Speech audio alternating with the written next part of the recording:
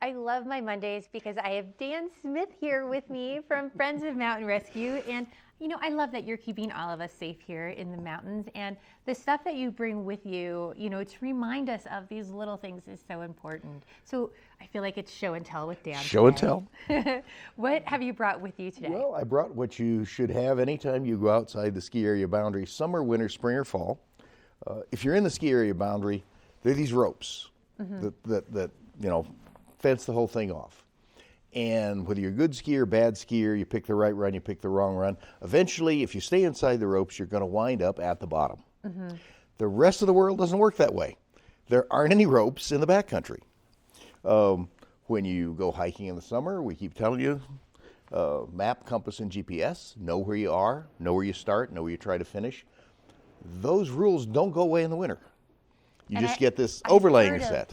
So many, like even friends of mine who have, gone out the back bowls and made a wrong turn, and they think they're gonna end up in Minturn or somewhere, and they're in Redcliffe, and it's hours and hours later they're calling, going, "Hey, can you come pick us up?" Yeah, and they're the lucky ones. They're the lucky ones because they made it to Minturn, or they made it to Redcliffe, or they made it to the bottom of the East Vail chutes. And then they just have a transportation problem.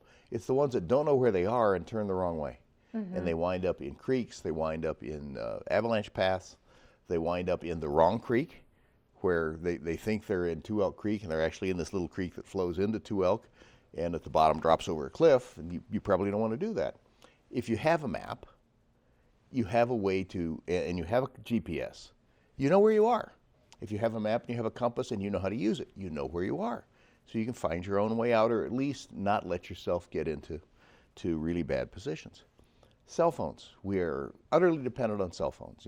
Mine's never off my belt. It's never out of the reach. You've got yours hidden on you someplace. But cell phones have batteries. Batteries don't like cold. People keep their I need to have it out here where I can answer it. Fine, and your battery life is just dropping like a stone.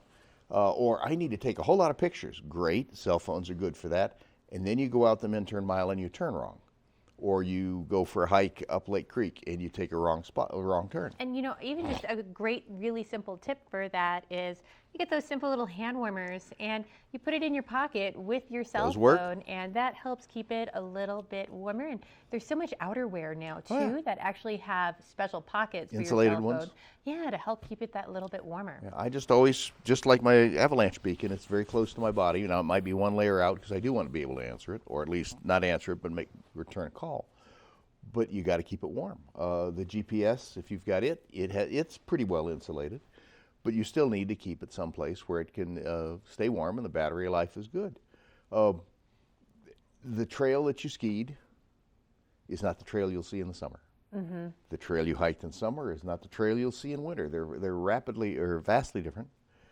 And if you're saying, well, I just skied this thing so I can hike it, or I just hiked this thing 6 months ago, now I can ski it, doesn't work out that way, and you can get in a good bit of trouble. Skiing alone still seems to be a pastime that we'd like to eradicate. Oh my gosh, I can't believe people still do that. They get out in the backcountry and they're alone. Or, well, let's tell you what, we're going to loop. I'm going to be on skis, you're going to take your snow machine, you're going to tow me up, I'm going to ski, then I'm going to ride your snow machine and do the inverse. And then they separate on the way back. Well, one of them doesn't make it. Usually the one on skis. Snow machines, pretty, got to stay on the road at that point in time.